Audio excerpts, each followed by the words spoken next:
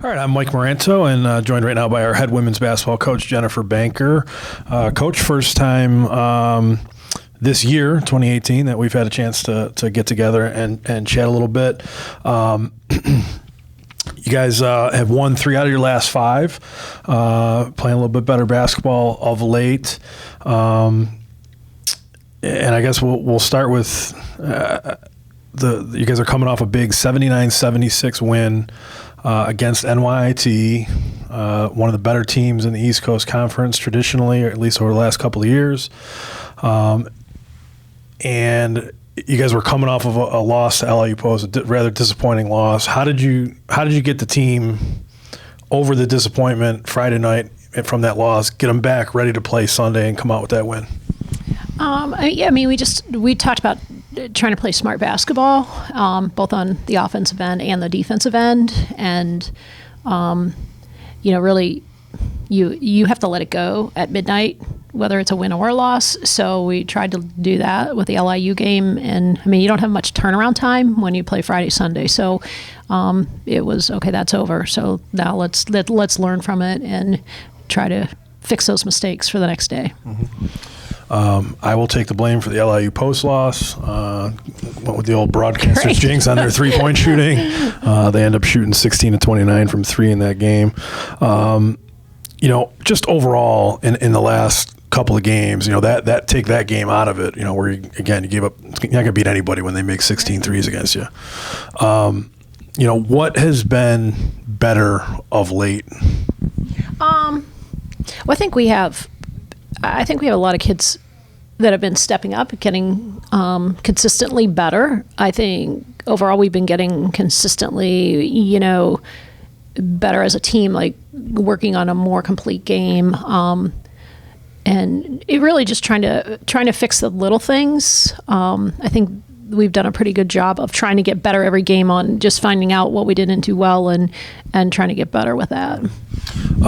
2 of those players specifically that have stepped up for you, Tiara Filbert, she's a redshirt freshman guard, and Caroline White is a freshman forward. Those players really, since just about that stretch just before Christmas into now, have really come of age and are really starting to step up with some big performances for you.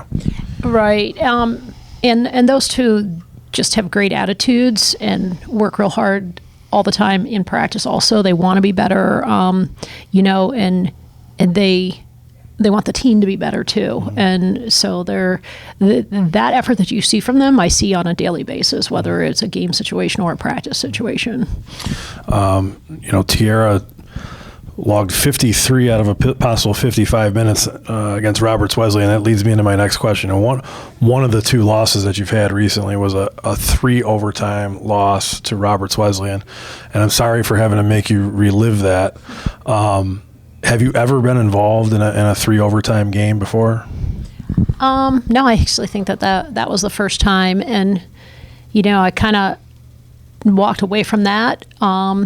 Because I had to walk away from that and tried not to watch it, but when I watch it, my blood boiled again. So as did our players. So it's a game we really should have won in regulation, first and second overtime. So but I think our players, have done a pretty good job of, okay, what didn't we do well, and let's try to learn from that. I think they've done a pretty good job of that all year long. So.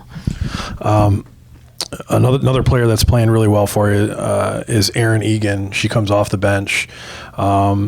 Maybe not necessarily a big scorer for you, but she rebounds the ball. She makes winning plays. She blocks shots.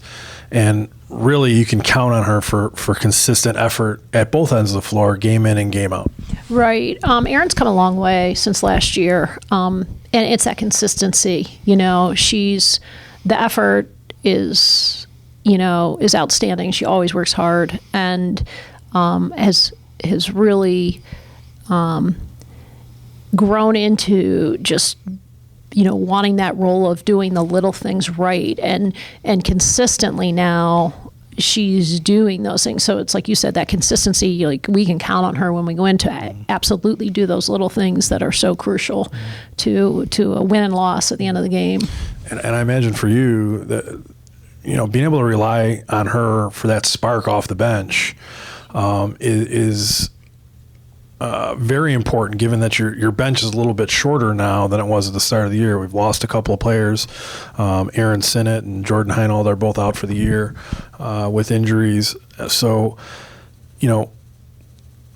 and it might not, like I said, it might not be something that she's coming off the bench and scoring and giving you that spark scoring wise. But how does she spark the team with her other play? Oh, just her offensive rebounding. She keeps plays alive for us, keeps plays alive, and gives us second chances. She just again, she's another player that does that all the time in practice too. Just is relentless. So, and that consistency, and her decision making has been really good recently too, and that's that's growth on her part. So she's grown as a player throughout the year this year, and done a great job for us.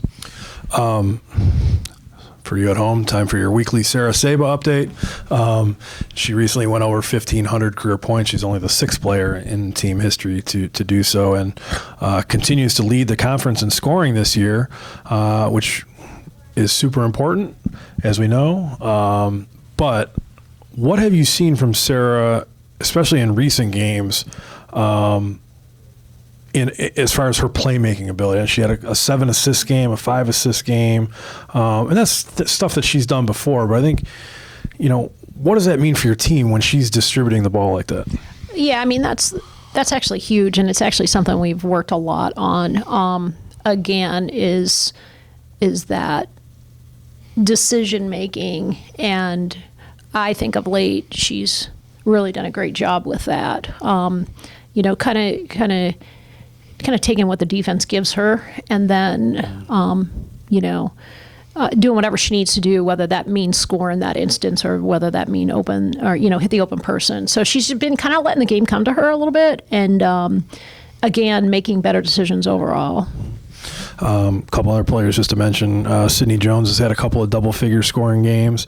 Had a big half-court buzzer beater the other day against NYT, and Karina Pringle went back-to-back 16-point games earlier in the month.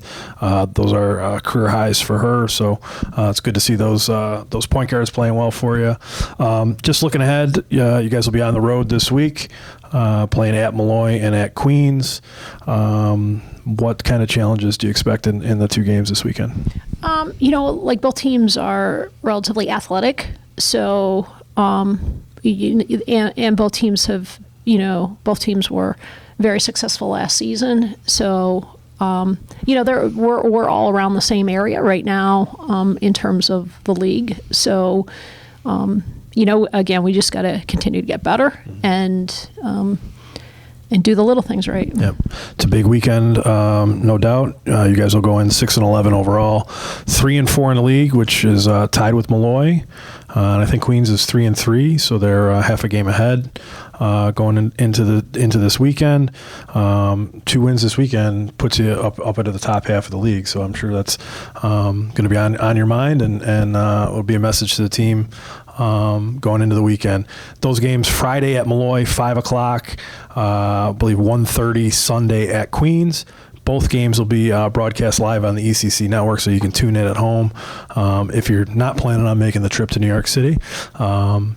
So we invite you to tune in, and of course we'll have you covered with all the information you need at DamonWildcats.com. Good luck, Coach. Thank you.